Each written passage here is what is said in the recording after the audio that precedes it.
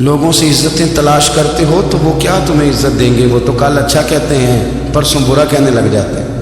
لوگوں کے سامنے گڈ بک میں آنا چاہو گے تو وہ تو سویرے تمہارے بارے میں کچھ کہیں گے، شام کچھ اور کہیں گے۔ اپنی روحانی زندگی آباد کریں، اپنے مسلح کو وقت دیں، اور دنیا سے چھپ کر اس موبائل کو بند کر کے اور اپنے آپ سے بھی چھپ کے اور تنہا ہو کے چھپا کے سارا کچھ اپنے آنسو اپنے رب کی بارگاہ میں پیش کریں، اس کے حضور حاضری دیں۔ سنو نا ترمذی کی حدیث، اور اسے یاد رکھنا، نبی پاک علیہ السلام نے فرمایا اپنے دکھ لوگوں کے سامنے نہ بیان کر دو، سیٹھوں نوابوں کو نہ بتاتے پھرنا، دنیا داروں کے سامنے جا کے نہ رونا کہ میں تکلیف میں ہوں۔ فرمایا اگر دنیا داروں کو دکھ بتاؤ گے رب تمہیں کبھی غنی نہیں کرے گا۔ اور لوگ ہیں کہ الٹا مذاق اڑائیں گے آپ کی، جس سے بڑی پکی یاری ہے نا، پکی، وہ تب تک پکی ہے جب تک آپ نے 50,000 مانگا نہیں، اور جس وقت آپ نے کہہ دیا کہ میں مجبور ہوں میری مدد کر، تو پھر ختم ہو گئی دوستی۔ لوگوں کے تعلقات آپ کے ساتھ تب تک ہیں جب تک آپ ان سے کوئی ضرورت وابستہ نہیں کرتے۔ کریم آبو فرمانے لگے بندوں کے سامنے دکھ نہ بیان کرنا، اللہ تجھے کبھی غنی نہیں کرے گا۔ تو اپنے دکھ اپنے رب کو بتا، تو دعائیں مانگ، تو اس کی بارگاہ میں حاضر ہو، تو اس کے حضور عرض کر۔ فرمایا اپنے دکھ اپنے رب کو بتا، وہ جلدی کرے یا دیر سے کرے تجھے ساری دنیا سے بے نیاز کر دے گا، تجھے کسی کا محتاج نہیں رہنے دے گا۔ اپنے مسلح کو اپنی دعاؤں، ایک بزرگ فرماتے ہیں میں نے دعا مانگنے کا طریقہ اپنی بیوی سے سیکھا، دعا مانگنے کا طریقہ اپنی، سیکھنے والے تو اپنے بچوں سے بھی سیکھ لیتے ہیں، سیکھنے والے تو ہر ایک سے سیکھتے ہیں۔ وہ کہتے ہیں میں نے دعا مانگنے کا سلیقہ اپنی بیوی سے سیکھا ہے۔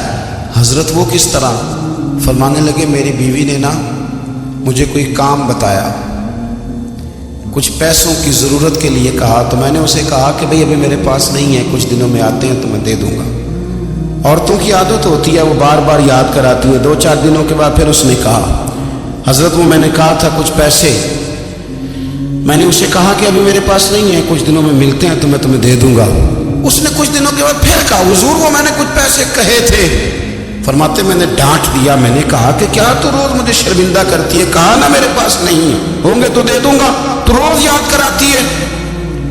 فرماتے ہیں اس نے پہلے تو میری ڈانٹ کو سہا، پھر میرے سخت جملوں نے اس کی آنکھوں میں آنسو پیدا کر دیے، پھر اس نے اپنے آنچل میں اپنے اس دکھ کو سمیٹا، اور پھر اس نے ایک جملہ کہا تو میں رو پڑا، اور مجھے اپنے رب سے مانگنے کا طریقہ آ گیا۔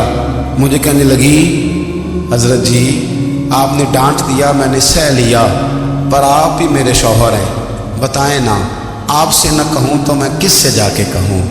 فرماتے ہیں میں رو پڑا، اور میں کھل کے رویا، اور میں تڑپ کے رویا، اور پھر میری سسکیاں بند گئیں۔ تو مجھے کہنے لگی آپ کو کیا ہوا؟ میں نے کہا مجھے بھی دعا مانگنی آ گئی ہے۔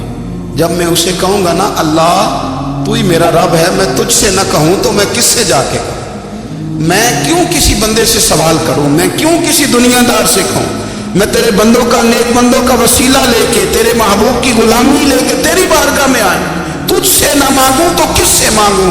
سمجھ آ گئی ہے جب میں اس رنگ میں مانگوں گا تو پھر رب میرے اوپر بڑی فضل فرمائے گا، وہ میرے اوپر بڑی رحمت کرے گا، وہ میرے لیے آسانیاں کرے گا۔ عزیز دوستو ہم اس طرح کرنے لگ گئے ہیں کہ ہم نے نا اپنے تعلقات پر اعتماد کرنا شروع کر دیا ہے۔ میرے تعلقات بہت ہیں، ہم نے اپنی دولت پر اعتماد کرنا شروع کر دیا ہے، میرے پاس دولت بہت ہے۔ ہم نے اپنے علم پر، اپنی شہرت پر اعتماد کرنا شروع کر دیا ہے کہ میرے پاس فلاں چیز بہت ہے۔ یاد رکھنا جب بے نیاز اپنی صفت بے نیازی دکھاتا ہے تو بڑی بڑی دولتوں والے مجبور نظر آتے ہیں۔ بھائیو جب انسان کا رشتہ اپنے مالک کے ساتھ ہوتا ہے پھر تو غم بھی کچھ نہیں کہتے، پریشانیاں بھی کچھ نہیں کہتی، پھر تو زندگی صبر والی، پھر تو زندگی توکل والی، پھر تو زندگی بھروسے والی، پھر انسان اپنے آپ کو رسوا نہیں کرتا۔